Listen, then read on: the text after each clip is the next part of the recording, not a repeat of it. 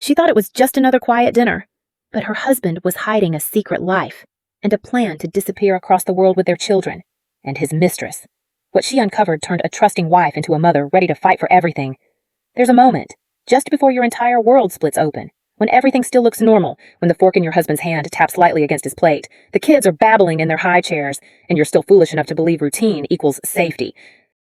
That moment shattered for me the second I opened Martin's laptop. It was supposed to be harmless. My own laptop was out of juice, and I needed to double-check a daycare notice. I didn't think twice. But his browser had other plans. The screen blinked awake to a search history that didn't just raise questions. It detonated them. Singapore visa requirements. International schools in Singapore. Cost of living in Singapore with children. We'd never even said the word Singapore before. Not once in all our years together.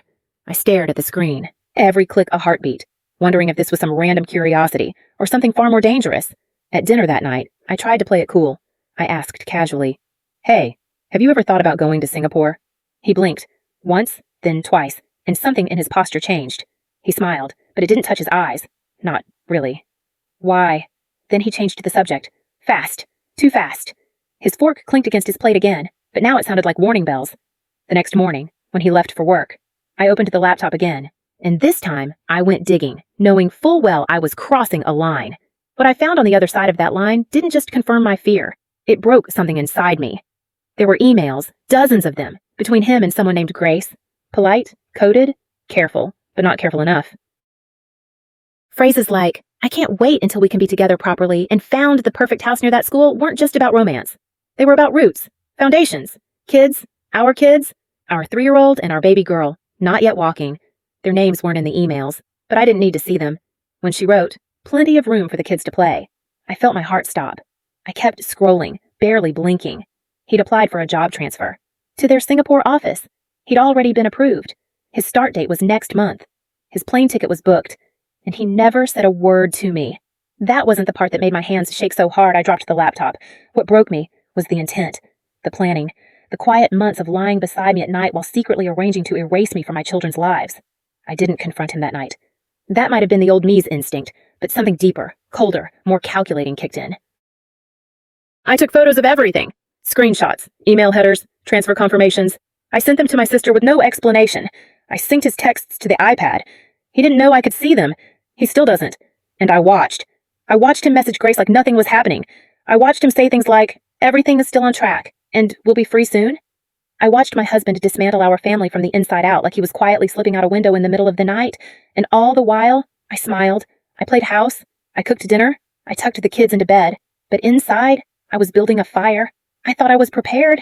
I thought having screenshots and synced messages and a digital trail would somehow protect me. Like knowledge could wrap itself around me and shield me from what was coming. But betrayal doesn't knock. It kicks the door down. It was during a nap time lull, the kind of silence that feels holy when you're raising toddlers, when I finally asked him again. Calm.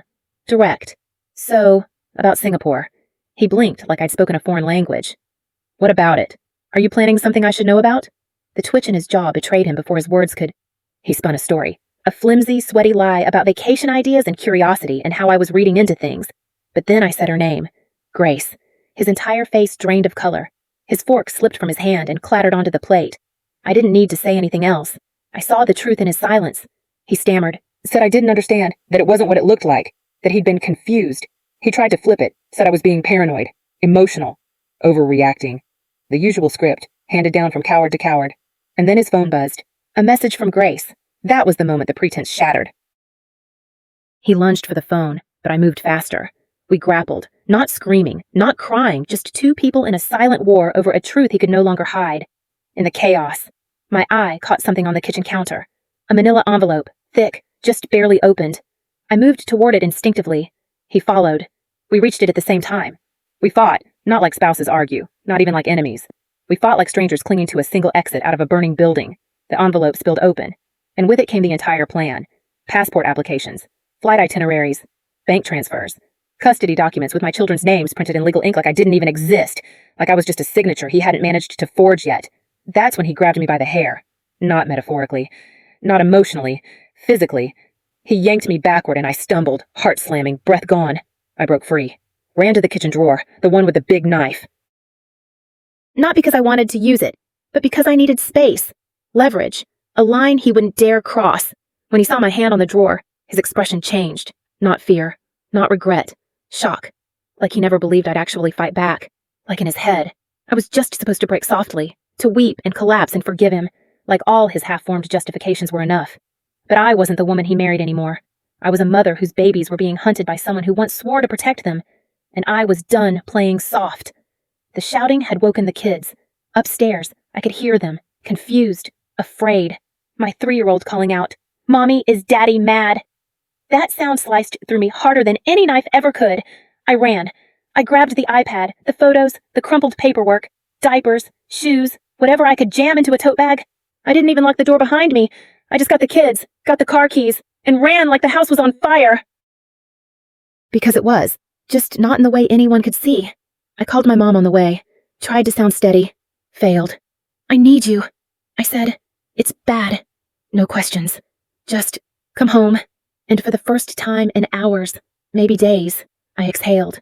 When I reached their house, my mom took one look at me, at my arm, my eyes, the trembling kids, and something ancient in her cracked open. I saw it in her hands as she touched my face, in the way she ushered the children inside without a word. Mama Bear doesn't wait for proof. She moves. She made grilled cheese. My hands were still shaking too badly to hold the plate. My 3-year-old kept asking where Daddy was. I told him we were just visiting Grandma's for a while. He nodded. Kids always know more than they say. When I finally showed her the documents, the emails, the bruises, the itinerary with our babies' names on it, she didn't cry. She just got up and started boiling water like we were preparing for war. Because we were. And the part that broke me wasn't the betrayal. It wasn't the lies. It wasn't even the violence. It was realizing that I'd have to be the strong one now, not just for myself, but for 2 little souls who still thought their daddy hung the moon. That night at my parents' place felt like standing on the shore after a tsunami, not because everything was calm, but because I knew the real damage was only beginning to show. I barely slept. Every time I closed my eyes, I saw Martin's face in that kitchen, wild-eyed, furious, cornered, like I was the one who had betrayed him. I couldn't stop thinking about how close I'd come to losing everything. Not in theory, not in paranoia, but in paperwork, in passports, in confirmed flight numbers with my baby's names etched beside his. The next morning, I found my dad already awake, already dressed. His version of panic is tactical lists, coffee, and silence. He was making a spreadsheet of what I'd need to legally protect myself. My mom was texting someone on the other side of the kitchen. I assumed it was Martin's mom, and I was right. Within minutes, his mother called back, and I watched as her voice cracked through the phone. She asked all the questions I'd asked myself 2 nights ago. Is this real? Is he really trying to take the kids? What the hell happened? My mom answered with the grace of someone who wanted to scream but had grandkids in the next room. "We have proof," she said. This wasn't a misunderstanding. He was leaving, with them, alone. There was a pause. I could hear it even through the phone. And then Martin's mom said, "I'm coming over." She showed up with soup. A gesture so achingly maternal that I almost cried when I saw her on the porch. She looked older, diminished, like the weight of her son's sins had settled into her bones overnight.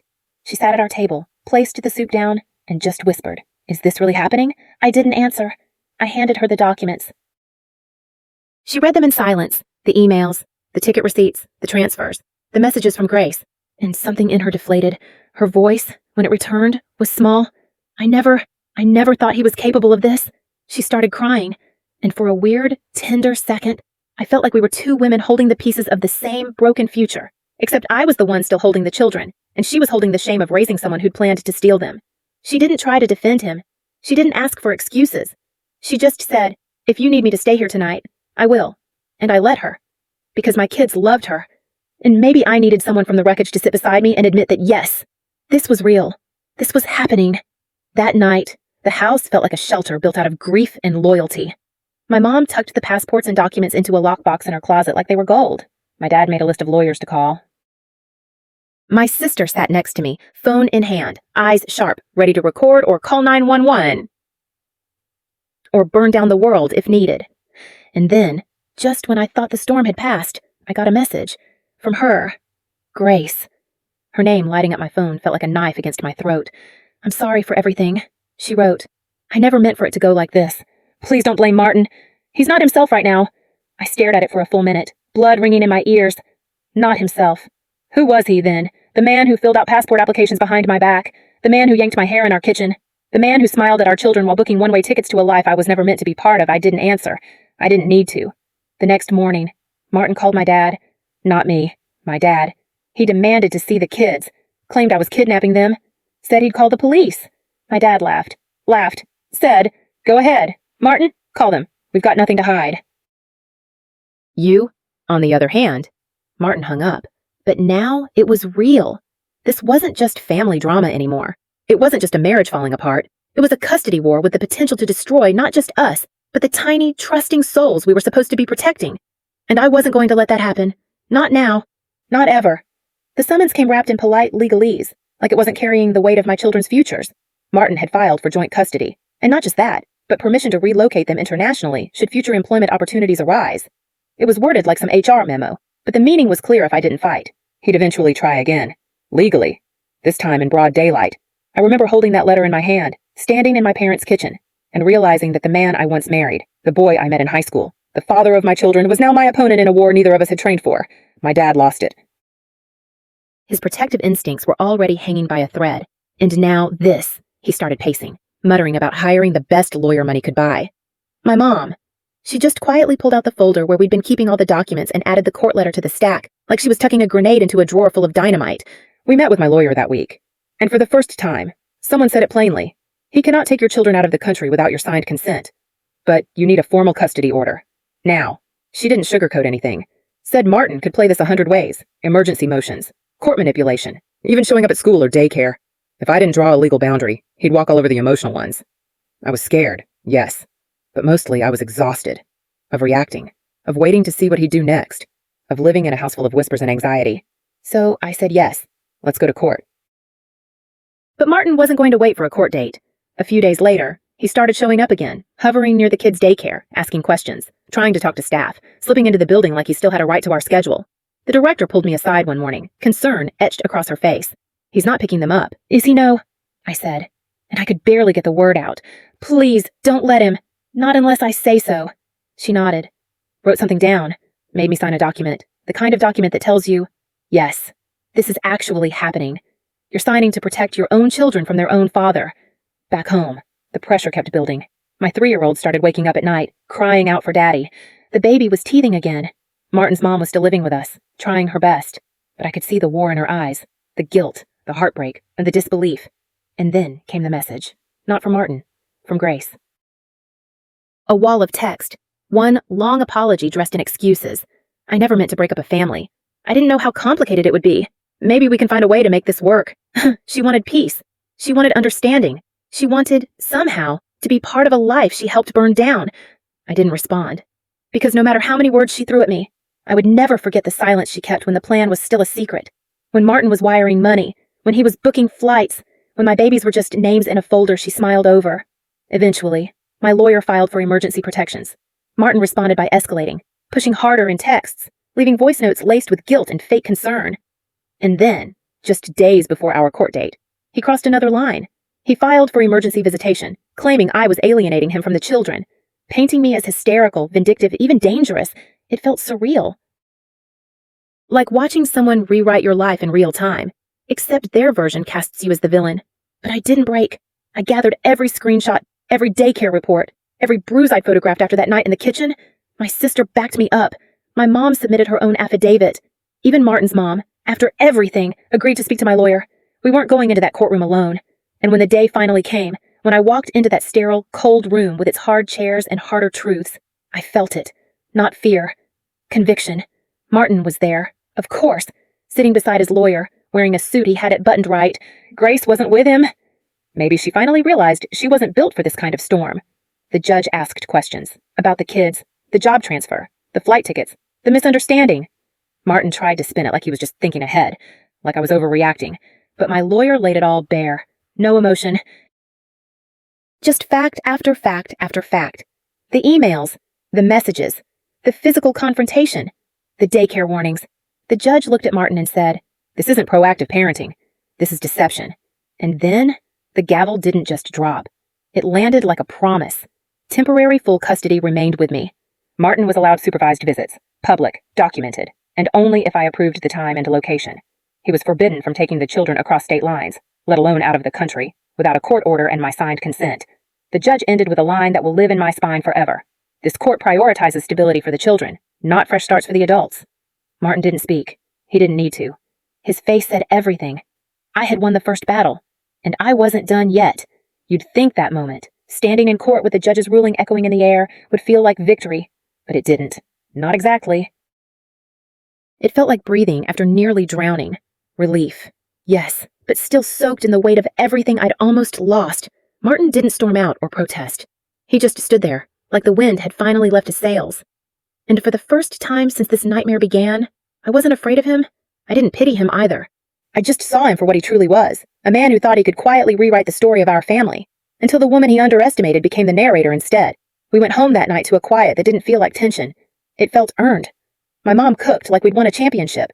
My dad opened a bottle of wine he'd been saving for something worth surviving. My sister made aluminum foil crowns for the kids and declared us royalty for a night. And when I looked at my children, laughing, loud, messy, I realized something I hadn't let myself believe in weeks. We were still a family, just a different kind now.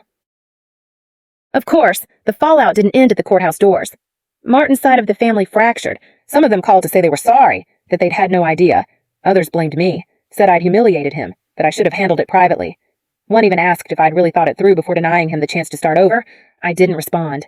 Because if you have to ask whether I should have let a man disappear across the globe with my kids, then you were never on my side to begin with. Grace disappeared from the narrative. Finally. No more texts. No more apologies. Just silence. I imagined her scrolling my name one last time, hoping for a weak spot, and finding nothing but steel. Let her keep Martin. Let her inherit the man who lied with his whole body, who forged a future without conscience. Let her see how romantic it feels when he forgets her name next. I stayed at my parents' house longer than I planned. Not because I didn't want my own space, but because the walls there remembered how we fought. The documents were still locked in Mom's closet, and every time I passed that door, I felt safer. The kids adjusted, slowly. My toddler drew pictures of our family, now with 2 houses. Sometimes I was holding his hand. Sometimes Daddy's new friend with the glasses was holding it. I didn't correct him. I just asked questions. Let him feel heard. Let him be confused without being punished for it. Martin followed the visitation order, mostly. He showed up at the play cafes and parks, made awkward small talk, brought toys he didn't know how to use. The baby clung to me during those visits like I was the only island left above water. And maybe I was. My mom sat through every one of those supervised visits, her phone in her hand, eyes never blinking. My dad started coming too. Quiet, watchful, ready to intercept if Martin stepped out of line. He never did. Not again. But he also never really apologized. Not for the lies, not for the documents, not for the hair-pulling, not for the screaming fight that shattered the kitchen and the illusion of our life. Instead, he kept trying to rewrite the past in his messages. It didn't have to go like this. We both made mistakes. You always painted me as the bad guy. No, Martin. You did that yourself. My lawyer warned me the legal side wasn't over. That joint custody battles can drag for months. That men like Martin don't vanish. They pivot. She was right. Martin's new lawyer sent a letter proposing gradual increases in unsupervised time. To rebuild the father-child bond, it said. Like trust could be measured in hours. I didn't say no. Not yet. I said we'll see. Because now, I know better than to give answers when a question is still a weapon. And somewhere in all this, I started rebuilding, slowly, clumsily. Not the life I had before, but something more honest, more mine. My sister helped me look for work again. My dad offered to co-sign if I wanted a new apartment. My mom bought a second lockbox, just for me. We even started calling it Plan B, not because we wanted to use it, but because now we knew that having a backup was no longer paranoia. It was survival. Some days, I still feel hollow, not from heartbreak, but from sheer emotional fatigue. My toddler asks about Daddy with wide, forgiving eyes. My baby still whimpers at sudden noises. I carry those sounds in my chest, like scars that don't bleed, just echo. But I also carry something else, the knowledge that I didn't freeze when it counted. That when the time came, when the man I loved turned into the threat I never imagined, I didn't break. I burned. And in that fire, I carved out space for my children to be safe, to grow, to have choices. One day, they'll ask for the truth. And when they do, I won't lie. But I also won't make him the villain in every sentence. I'll just tell them this. There was a time your dad tried to leave and take you with him, and I stopped him. Not with hate, not with violence, but with love that refused to let you vanish into someone else's version of the future. And they'll know I didn't win because I was fearless. I won because fear met fire, and fire didn't blink.